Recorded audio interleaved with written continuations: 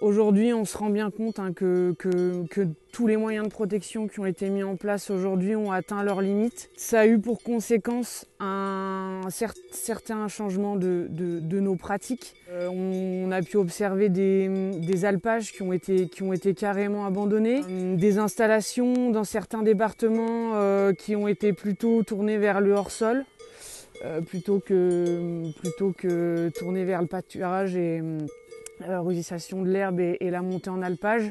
Ce changement de pratique, malheureusement, c'est la seule solution que certains ont trouvée pour faire face à la pression de la prédation dans certains territoires.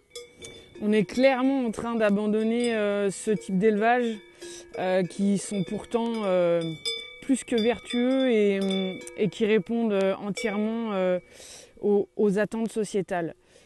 En effet, pourquoi ils sont vertueux?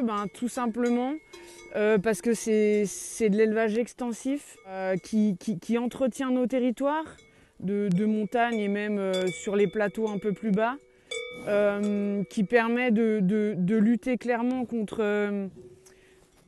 les incendies, les avalanches. On entretient les stations de ski l'été. Du coup, voilà, l'hiver, on a moins besoin de les préparer mécaniquement. Et également, voilà, on maintient une biodiversité qui est énorme sur ces territoires de montagne. Ce mode d'élevage, ça représente sur le territoire français 60 000 agriculteurs environ, donc qui perpétuent un savoir-faire et nos traditions.